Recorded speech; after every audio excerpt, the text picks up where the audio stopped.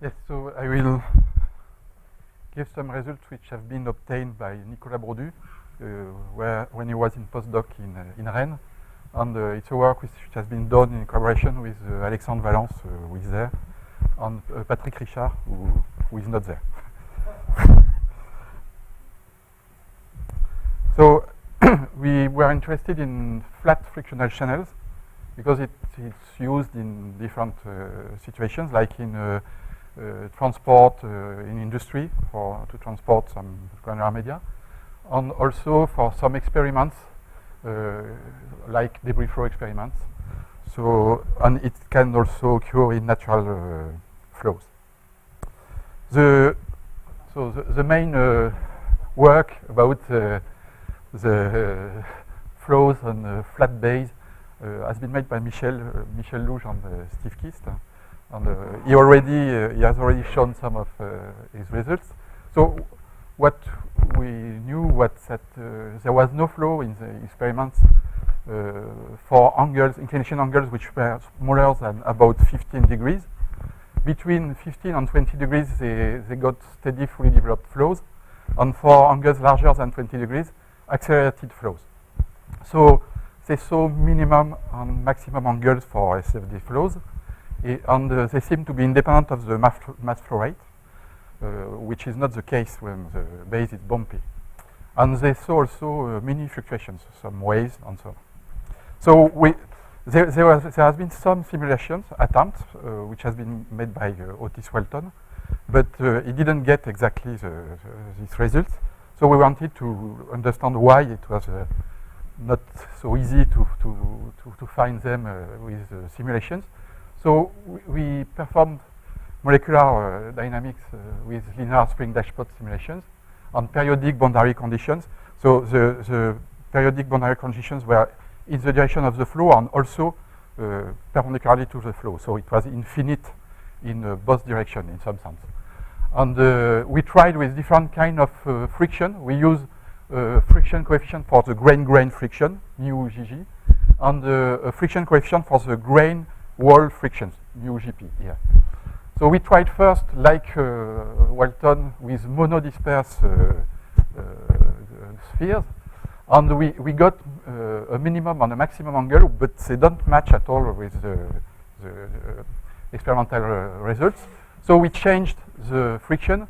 We used the friction which is obtained from collisional experiments, which it was in the paper of Michel.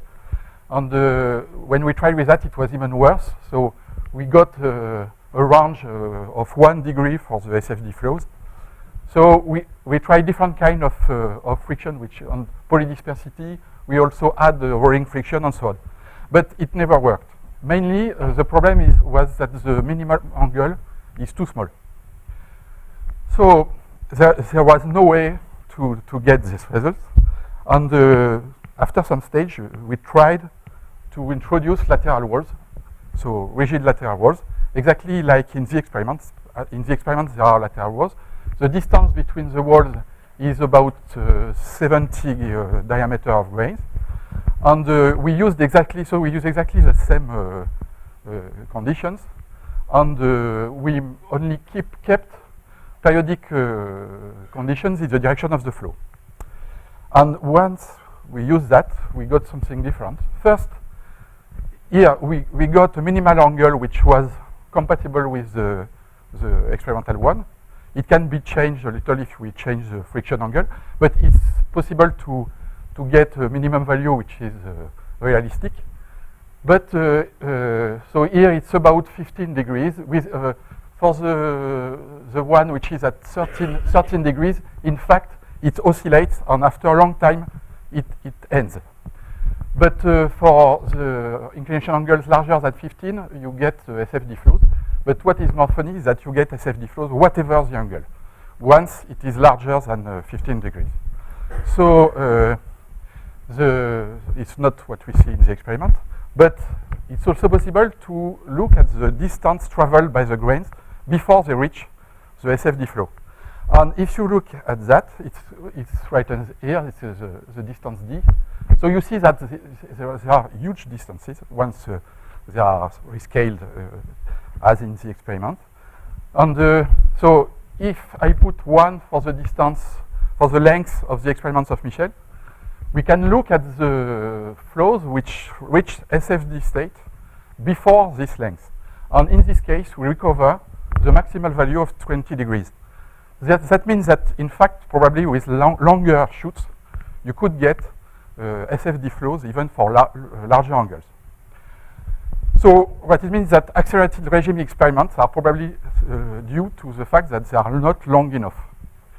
We tried, here you have, I tried before with 31 degrees, here it's 23, but it's only to show, but we can go to 70 degrees if we want, and we can get SFD flows. So it was the first thing. So why could we get these SFD flows? It's due to the lateral boundaries. Without lateral boundaries, the balance equation gives you a condition for the flows. SFD flows are possible only for angles which are smaller than the friction between the grains on the plane, on the flat base. But if you have lateral walls, it's possible to get SFD flows for larger angles. But what is funny is that it means that as it is accelerating, at the beginning, the friction against the lateral boundaries is not large enough to balance the difference between the white and the friction on the base, but it increases, so it can balance it. So the question is how it is able to do that. And so I will try to answer at the end. We looked at this SFD flows at different angles. Here you have some kind of sketch. Here it is the velocity, the surface velocity, so seen from the top. You have here the transverse direction, so the walls are here. And here it's the intensity of the velocity for different angles. The angles are there. So for small angles, you have no flow. Then you have the flows which are obtained in the experiment between about 15 and 20. And there is a transition. These flows are more or less flat in the middle, and they are sheared on the boundaries. But at some stage, they become sheared on the whole width. And if you look at the profile, if you continue, at some stage it changed, and you recover something like at the beginning with a flat velocity profile in the middle, and it's shear near the boundaries. So there are transitions.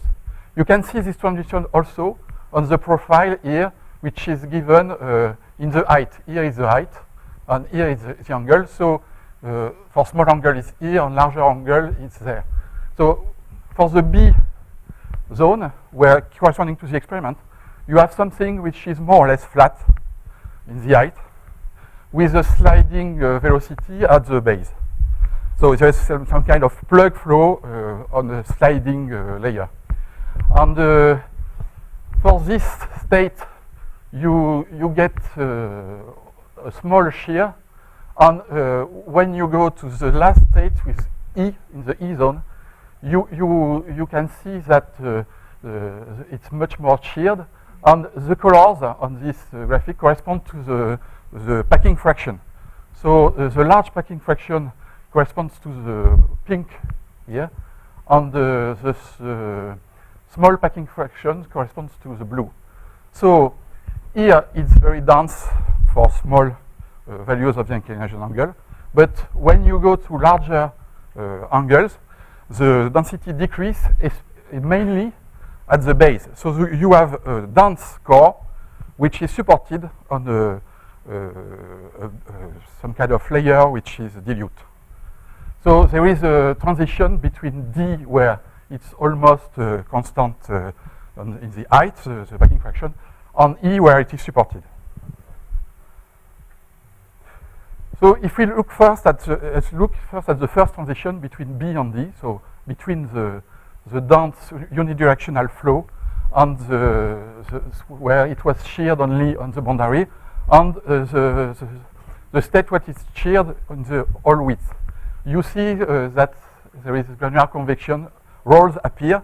So it is a transition which is similar to what has been observed by Olivier and Yoel Forter But here it is on a flat base. In their case, it was on a bumpy base. And we are in a stationary state here, SFD flows. So the first thing also is that we observe the same kind of transitions than for the bumpy base.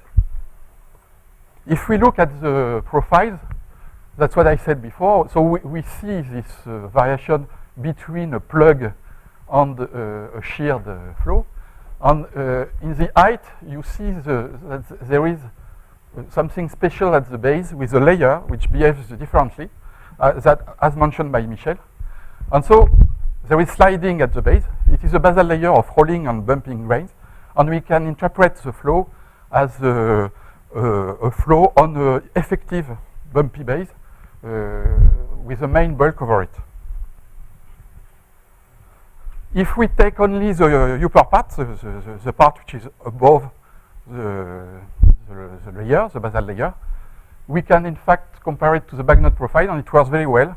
We recover, so it's what had been more or less seen before by Nicolas Taberlet when he performed his simulations, that a flow on a flat base is like a flow on a bumpy base, where the bumpy base in this case is an effective bumpy base which is sliding at a given velocity. Here in the insert you can see Vs, which is the sliding velocity according to the tangents of the inclination angle. It varies more or less linearly. And over this bumpy base you will cover a bagnode profile. If we look at the packing fraction in this transition between B and D, in the B state you have something which is more or less constant. Packing fraction is more or less constant with variations due to the structure, the ordering and layers. And when you increase the angle, it goes to an inverted density profile, which has already been observed on bumpy base. So if I go to the other transition from D to E, so if we look at this transition, so from an angle of 25 degrees to an angle of 31 degrees here, you see clearly it's a map of the volume fraction. So the dense part is green and the blue part is dilute. So you really see it's like a donut which is lifting up. And here is a map of the granular temperature. So the hot part here is red and green, and the blue part is the cold one.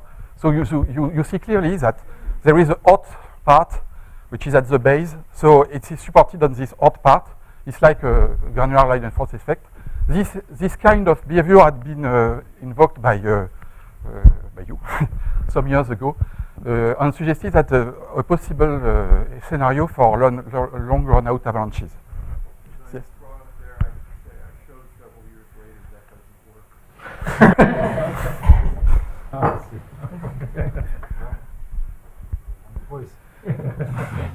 So you can see here the variation with angle for a large range of angles, so between 24 and 88 degrees.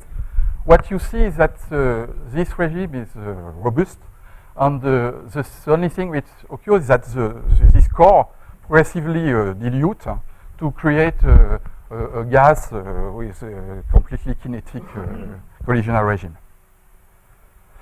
If we do that with bumpy boundaries, it always works. The scenario is about the same, and you also have this supported regime. So it's very robust. It doesn't depend, in fact, of the nature of the base. It works not only with flat base, but also with bumpy bases.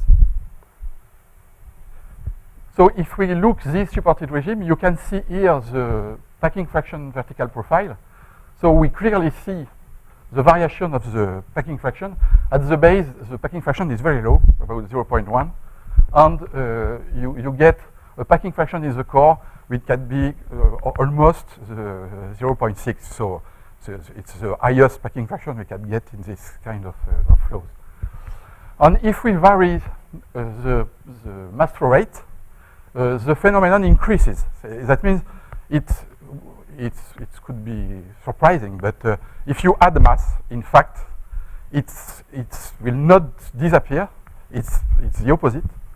More there is mass, and more you have this phenomenon. And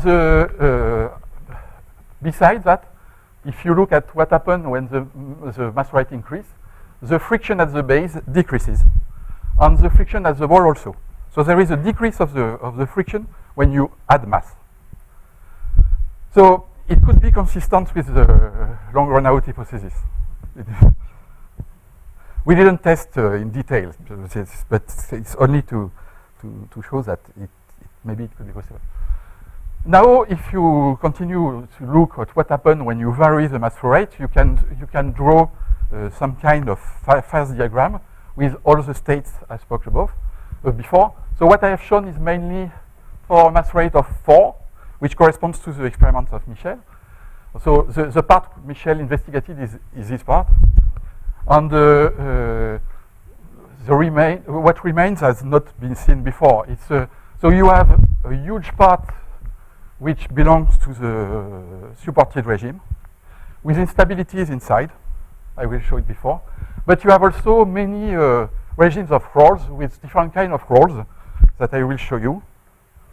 So in the supported regime, at some stage, you get instabilities with the oscillation of the core and some kind of plume which is oscillating also. And in the rolls regime, you can stack rolls one over the other. And you can also get ordered bases with side rolls on the sides. When I said ordered, it's an order which is dynamical. They are colliding, but it's like a crystal with it's like a solid where they are inside a cage on which they are colliding with the neighbors. What is funny too is that even if there is a great variety of regimes which are very different, there are laws which seems to be universal all over these regimes. Like, for example, if you look at the velocity in the SFD state, according to the angle, you find that the final velocity behaves like the mass flow rate at the power 0.25 times the sinus of the inclination angle. So that it means that for the velocity, the mass flow rate, which is the velocity times times the mass hold up, behaves as the mass hold up at the power 1.25. So it has to be put in parallel with what has been said by Michel in the first talk. So I think I will finish on that. So there are many things to do about these flows, as we have to test rheology, and we have to understand why there are such universal behaviors and so on.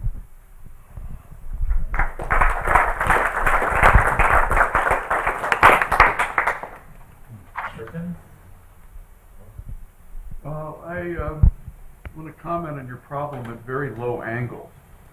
And this goes back to the very first thing I ever did with granular flows in my life, which was to study chutes and mass flow rates. And at very low angles, particularly when the Froude number becomes smaller than the cosine of the inclination angle, the flow becomes subcritical, which means that the wave speed is faster than the flow speed, and that downstream conditions are what are controlling your flow rate and whether it flows or stops. And in that case, you cannot model the system as a periodic system because you need an end of the chute. I agree. To control the... For the very low angles, there are many problems. It's not possible to know if it will flow or stop. It has a random behavior. And also one other comment, and Michel may have a better memory than I on this. Otis Walton, sometime in the mid-90s, was trying to match his simulation against somebody whose name I can't remember, who studied a chute that was 1 particle wide. Do you remember this? Yeah. That was François Chauvel, wasn't it? Right. What? Right. In any case, yes, he also found he couldn't do it, even though that was a rather kinetic regime, if I remember correctly. Yeah, well, that's what one said. And he also needed to simulate the entire chute. He needed the end there to get good agreement with the experiment. I agree that there are for some angles, for some range of angles, it's difficult to conclude, as it doesn't give really SFD flows. Especially when it's small, it's difficult to know if it stops or not. There is some kind of random behavior, And so that's why I didn't talk too much about that. There are also at the transitions strange behaviors with not stationary, no stationary regimes. As a transition between B and D, for example, what is called C here is it's always fluctuating. So that's when you use periodic condition, it doesn't mean anything in this case. So that's why I didn't insist on this part. When it's fluctuating, I think we cannot say anything with periodic boundary condition. We've done experiments in some of these regimes, and we see some of these separated states at both at the base and the wall when we go to high enough angle. But mostly with the smooth things, we would just get saltating gas. We didn't see any dense states there, and we did go to the points in your regime diagram. So it's the supported regime you saw it, I think. Yeah, we've seen that, and we've seen the dilute regions by the wall, but not mostly for a rough base. The smooth base or the steeper angles, it will always just turn into a dilute granular gas. But so completely dilute in all the yeah, that's mostly what happened on the smooth surfaces. Okay. And I think once it's like that, I don't think it's ever going to become dense later on. But it needs a mass holdup which is large enough. I don't know what. We had big mass holdups. Okay, we could discuss that. Yeah. It's new because we spoke of that in Vienna, but. Well, the papers was just published. I have one question here. Yes. Well, in terms of rolling friction, does it change things in the splatter bottom? In fact, we didn't for the at the beginning we tried with rolling friction as it didn't change a lot. Yeah. And it's much more. It takes some time in the experiments, in the simulation, so we switched it off. But maybe what we tried when we changed the parameters, we changed the friction and so on, or the coefficient of restitution. It doesn't change qualitatively. It's only more the boundaries between the phases. And the width? The width with yes, it should not be too small. If it is too small, you don't get this. But it's the same for the bumpy base. To get the rolls, that's what has seen Borgeni also. I don't know if he made simulations with bumpy base, and it needs a large width to get the rolls. Else, you always keep the usual unidirectional regime. So that's someone mentioned that also about some instabilities in kinetic theory. It's not possible with periodic boundary conditions. If it is too small, there are finite size effects, and it's not possible to get the instabilities. But if you take larger one, it's okay, you can, but it costs most. Okay, so thank you very much.